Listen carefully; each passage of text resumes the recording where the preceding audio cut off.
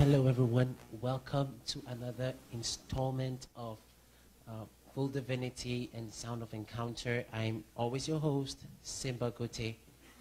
I'm going to open this talk today with something simple, something very important.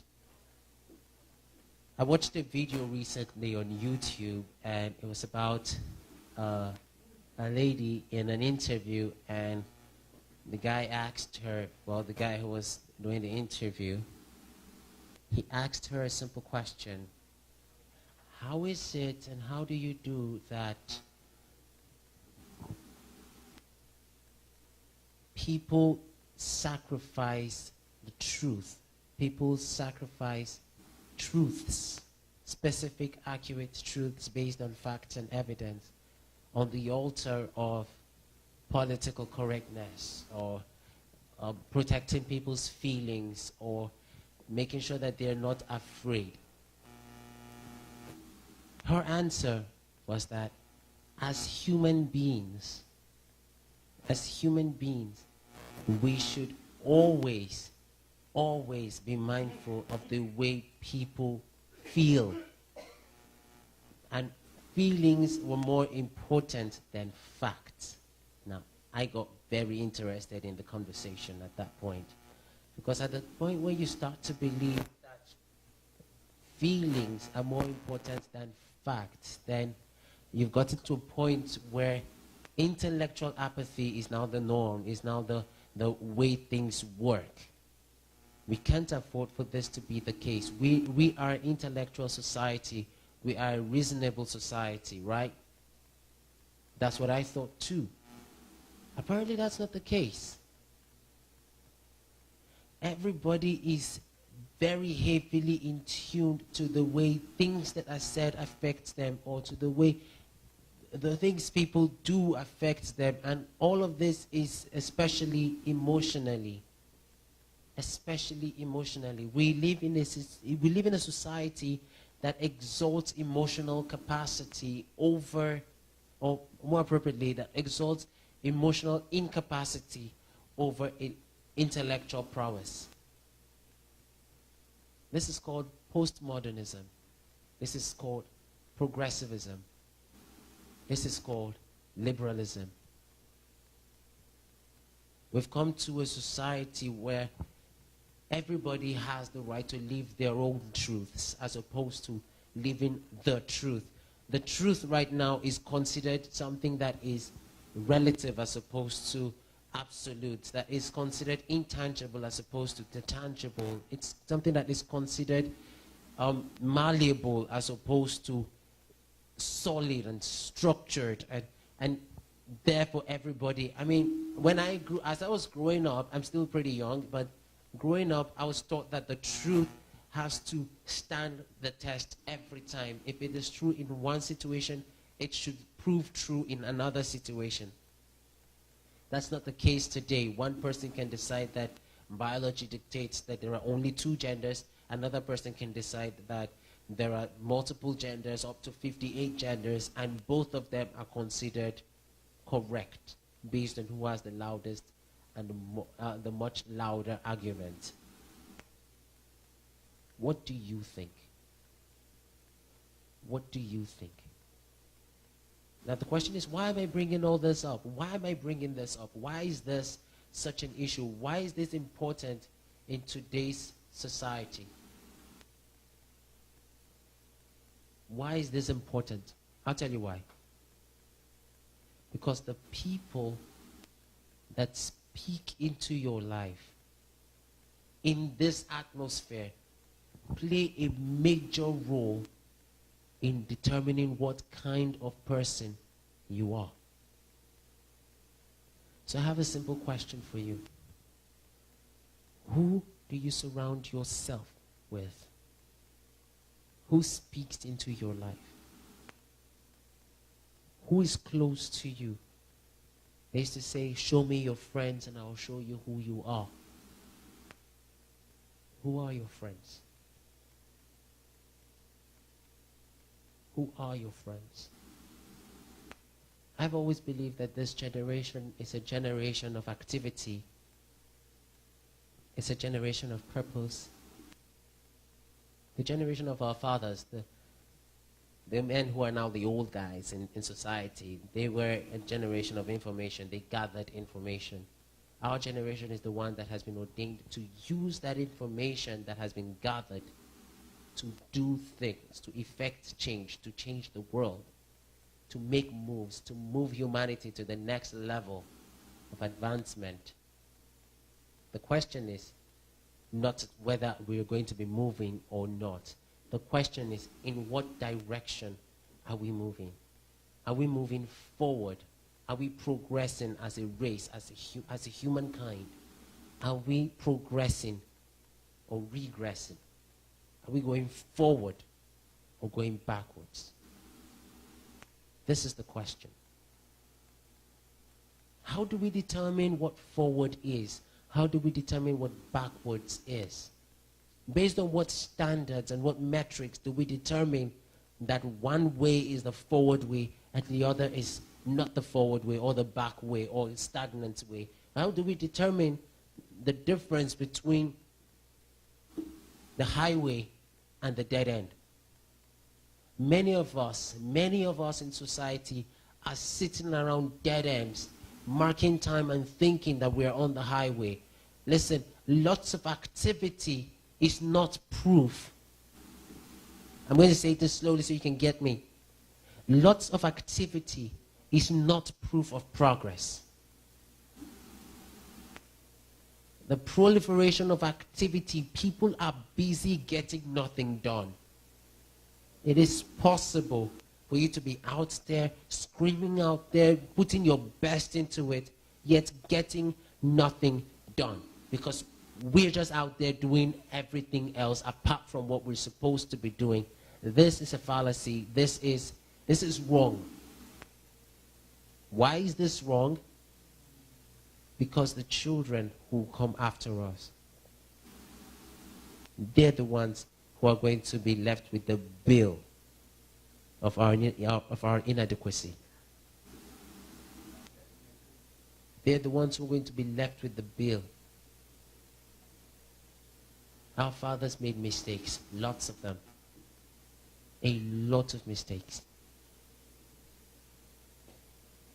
It is up to us to correct the errors of the fathers. It's up to us to correct the mistakes of our fathers. It's up to us to reclaim the mountains of faith and religion, of family and relationship, of education, of media and entertainment, of finance, business and economy, of government and politics, science and technology. It's up to us to reclaim these mountains and bring back the truth into them.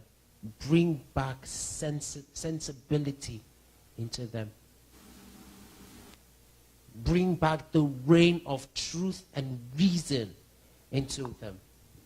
I recently wrote a research paper for school about faith and reason, and my argument, it was more of a philosophical research paper, right? And my argument was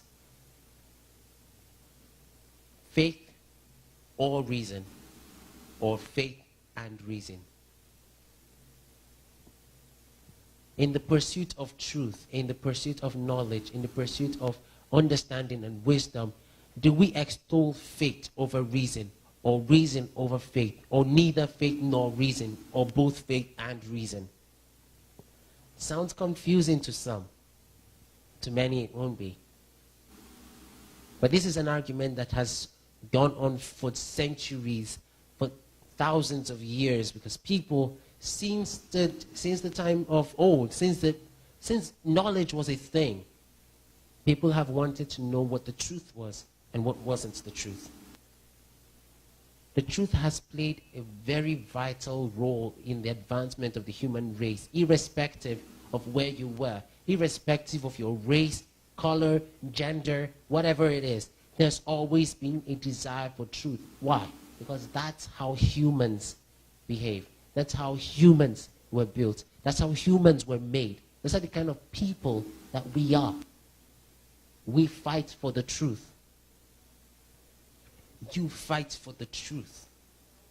What is the truth? No, I never say what is your truth. I say what is the truth. What is the truth? How do we determine that the proposition is true? How do we determine what religion is truth? How do we determine what faith is correct? How do we determine what relationships are supposed to be like based on the truth? How do we determine what education is? Well, education itself is designed around the truth. It's a structure that is designed to allow humans to fight for and to grow in and to understand the truth. But if the foundation be destroyed, what shall the righteous do? We ought to fight for the truth. We ought to keep fighting for the truth. The kind of people, I'm just going to make this point once. The kind of people that we surround ourselves with will determine to what degree or to what direction we follow, to what direction we are acclimated to what direction that we are drawn to, what dimensions of life, of faith, of family, of education, of entertainment, of science and tech, of politics, of business, to what dimension that we are moving. Okay, the Bible says, choose you this day whom you will serve. As for me and my house, we will serve the Lord. Clear cut, it's straight, and it's simple. I will serve the Lord. So when I find myself in faith, my devotion is to God. My worship is to God. All of my praise is to Him. In family, as for me and my house, we will serve the Lord. It is said that in the black communities in the United States, 75% of all black families are single-parent families. Now, for whatever the reason might be, this is obviously a problem. This is obviously a problem, no matter what the reasons might be. I'm not one of those people who you will find. My mom was a single mom because my dad left us. My mom was a single mom. Yet, you will never hear me exalt a single parent family over a complete nuclear family. There is so much value in a complete nuclear family. It's absolutely, absolutely important in the development of young boys and young girls.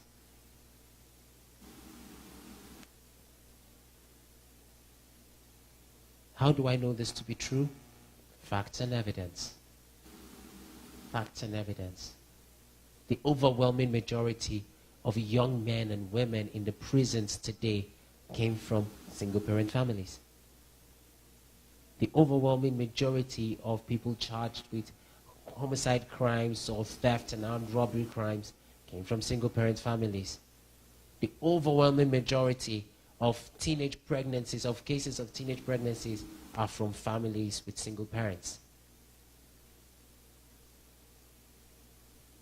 Now, for somebody like me who thinks that the progress and the development of this generation is absolutely important, this is a problem.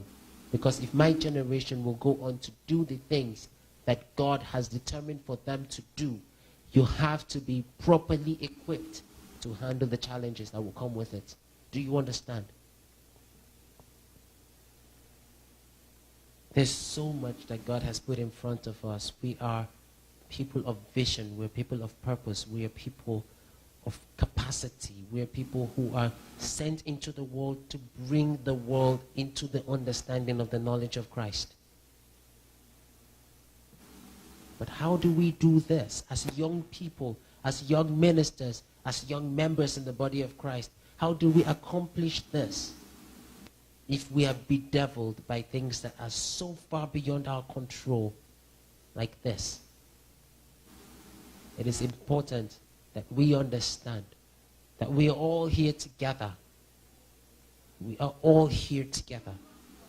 We are all here for the same purpose, to make Jesus famous. We are all here for the same purpose as young people, to grow, to advance, to get better, to get even more better than we were yesterday. This is not the case when we are too busy bickering amongst ourselves. We set up programs and movements and campaigns all built on the backbone of hate and intolerance, yet we claim that we are touting for tolerance. This is not the case. Who are you fooling? You're only hurting yourselves. So I recently did a study on the hashtag #MeToo movement in the big banks and the marketplace. And it turns out that because of the hashtag #MeToo movement, people are taking up what is called now the Pence effect. That a bunch of businessmen are now refusing to spend time one-on-one with ladies. And they wouldn't sit with them. They wouldn't take them out on one-on-one business meetings. They're just not in for it. Why? Because everybody is afraid of a false allegation, as was the case in Brett Kavanaugh and his appointment to the Supreme Court of the United States. Everybody's afraid to be the next Harvey Weinstein. Now, whether or not these allegations are true are not the question here. Yes, some of them were true. I just mentioned Harvey Weinstein. Yes, some of them deserve to go to jail, people like R. Kelly. I honestly think that he's in jail, and that's a good thing. However, what happens to the young men and young women whose futures lie in jeopardy just by the allegations of one person? Who knows if that young man is the one that was supposed to be the next president of the United States to unite the country once and for all? Who knows? But we sacrifice his future, his destiny on the altar of political correctness, whether or not the allegations are based on truth or based on falsehoods. Now, I did not come here to talk politics with you. I came here to incite you to seek the truth. It makes no sense that you build your entire life on a bunch of emotions, because emotions change. They are fickle. They're never the same. They always change. That's not something you can build your life on. But you know what you can build your life on? The truth. Because come rain, come sunshine, come Democratic administration or conservative administrations, the truth remains the same.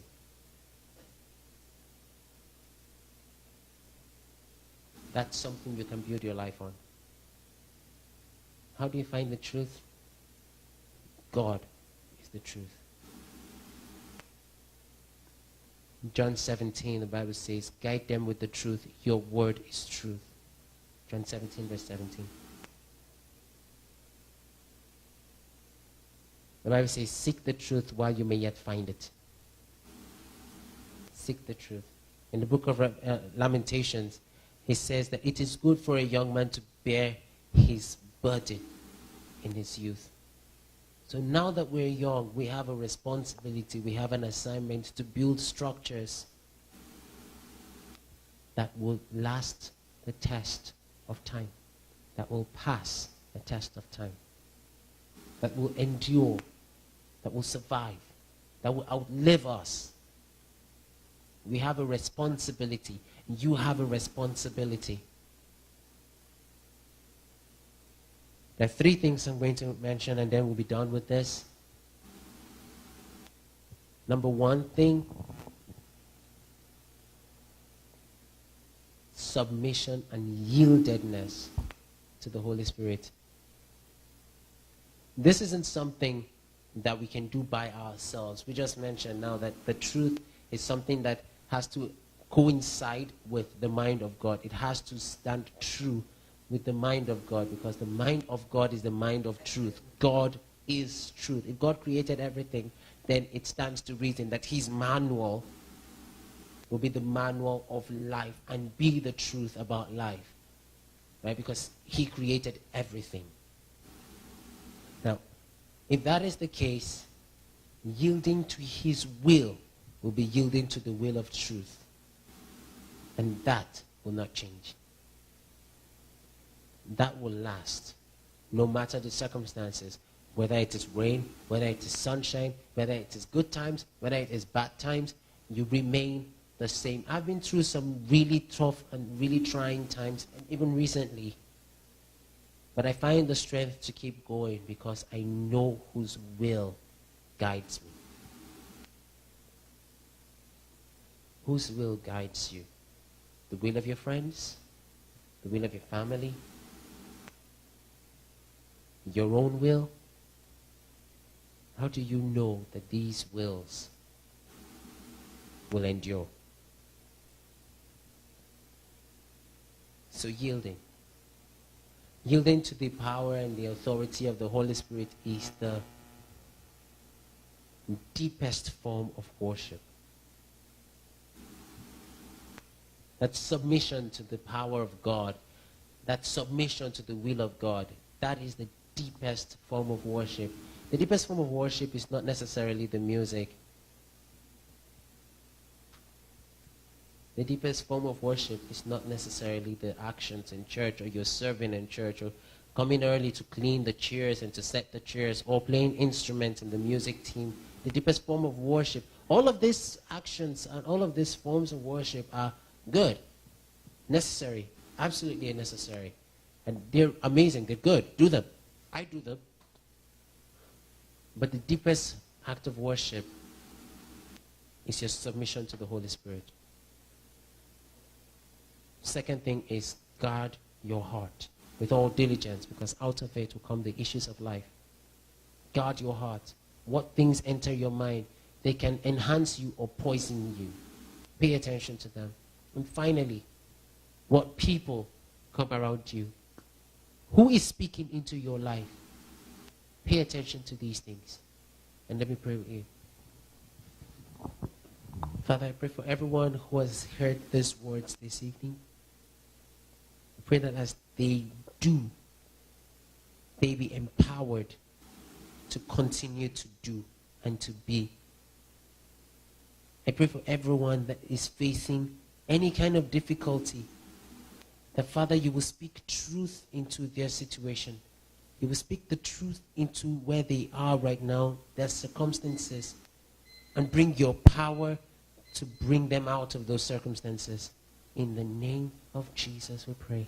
Amen. Thank you so much for being a part of our broadcast today. I'll look forward to seeing you again next week. God bless you.